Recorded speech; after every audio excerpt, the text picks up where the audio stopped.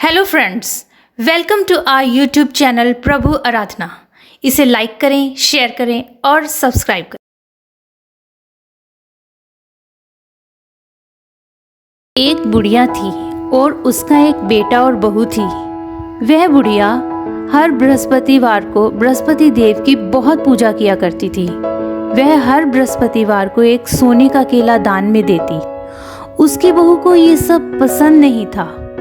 उसने अपनी माँ जी से कहा, माँ जी, आप सोने की जगह चांदी का केला दान किया करो। बुढ़िया ने चांदी का केला दान करना शुरू कर दिया। बहू को ये भी अच्छा ना लगा और बहू ने माँ जी को फिर से टोका कि आप चांदी की बजाय फल का केला दान किया करो। बुढ़िया ने फल का केला दान करना शुरू कर दिया। बहू को ये भी अच्छा ना लगा। बहू ने सोचा कि ऐसे तो सारे रुपए दान में चले जाएंगे। उसने अपनी माँ जी से कहा, माँ जी, आप मिट्टी का केला बनाकर दान किया करो। बुढ़िया ने मिट्टी का केला बनाकर दान करना आरंभ कर दिया। बहू को तो ये भी पसंद ना आया। उसने अपने पति से कहा कि मुझे माँ जी अच्छी नहीं लगती, आप इसे घर से निकाल दो, नहीं तो मैं चली जाती हूँ। पति ने कहा, ऐसे कैसे निकाल दूँ? पत्नी ने कहा कि ठीक है, तुम रहो अपनी माँ के साथ, मैं मायके में रह लूंगी। पति डर गया और उसने अपनी माँ जी को घर से निकालने की तरकीब सोची। उसने माँ जी को कहा कि माँ, चलो मामा के घर होकर आते हैं, उनकी बड़ी याद आ रही है। वह बुढ़िया को लेकर जंगल के रास्ते से जाने लगा। रास्ते में बेटे ने अपनी माँ से कहा कि माँ, मेरा पेट दर्द कर रहा है, तुम यहाँ पेड़ के नीचे बैठो, मैं अभी जंगल पानी जाकर आता हूँ। बुढ़िया वहीं बैठ गई। बुढ़िया को बैठे कितना ही समय बीत गया, पर बेटा वापस नहीं आया, क्योंकि वह तो बुढ़िया को जंगल में छोड़कर जा चुका था। बुढ़िया भी समझ गई और वहीं बैठे बैठे उसने भगवान का स्मरण करते करते रात बिता ली। सुबह हुई तो बुढ़िया उठकर चल पड़ी। थोड़ी ही दूर एक नदी आई। वहां उसने हाथ मुंह धोकर भगवान की पूजा आरंभ कर दी। संयोग से वह बृहस्पति का दिन था। बुढ़िया ने वहीं से थोड़ी गिल्ली मिट्टी लेकर उसका केला बनाकर बृहस्पति देव को अर्पण कर दिया। उसकी पूजा से बृहस्पति देव प्रकट हो गए और कहा कि मैं तुम्हारी भक्ति से प्रसन्न हूँ, तुम्हें जो चाहिए मांग लो। बुढ़िया ने कहा कि मुझे तो कुछ नहीं चाहिए प्रभु, मुझे मेरे बेटे और बहू ने घर से निकाल दिया है, बस आप मुझे अपनी शरण में ले लीजिए।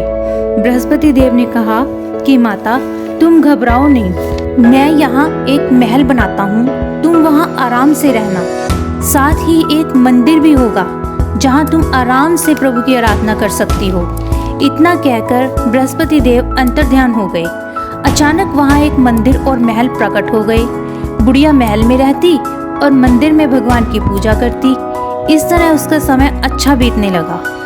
8-10 महीने बाद बहू को अचानक माँ जी की याद आई, क्योंकि जब से उसने माँ जी को घर से निकाला था, तब से उनका बुरा वक्त शुरू हो गया था।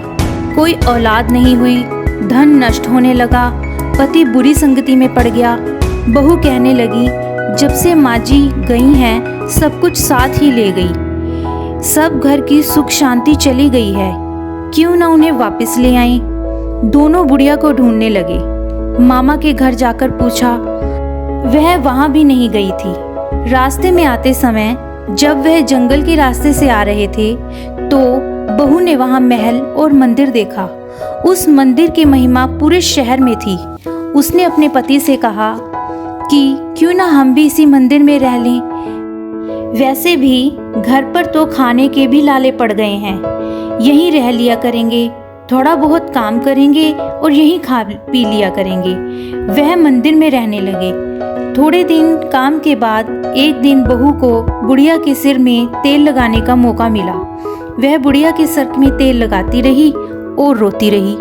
बुढ़िया के पूछने पर उसने कहा कि माँ जी, आपके सर में सोने का एक बाल है, मेरी सासू माँ के सर में भी था, बेचारी बहुत दयालु थी, पर हमने उसे घर से निकाल दिया, बहुत बुरा किया उसके साथ, हम बहुत पापी हैं। बुढ़िया ने कहा, बाल पहचान लिया, मुझे नहीं। बहू बोली, माँ जी आप, पर हमने तो आपको जंगल में छोड़ा था और सोचा था कोई जानवर आपको खा गया होगा। माँ जी ने कहा, मुझे मेरे बृहस्पति देव ने बचाया, तुम भी उनसे माफ़ी मांगो अगर उन्होंने तुम्हें माफ़ कर दिया तो मैं भी कर दूंगी।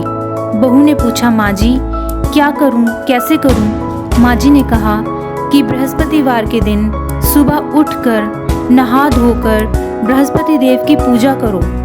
किसी को बुरा भला ना कहो, केले को दान में दो। जिस किसी से हो सकता हो बृहस्पतिवार का व्रत करो। सारा दिन भगवान का सिमरन करो। जैसी इच्छा करोगे वैसा ही पाओगे। यह सुनकर बहू ने बृहस्पति देव के व्रत करने शुरू कर दिए और सब कुछ पहले जैसा हो गया, जैसा बृहस्पति देव की कृपा उन पर हुई। यह कहानी। Thanks for watching. See you in next video. Bye bye.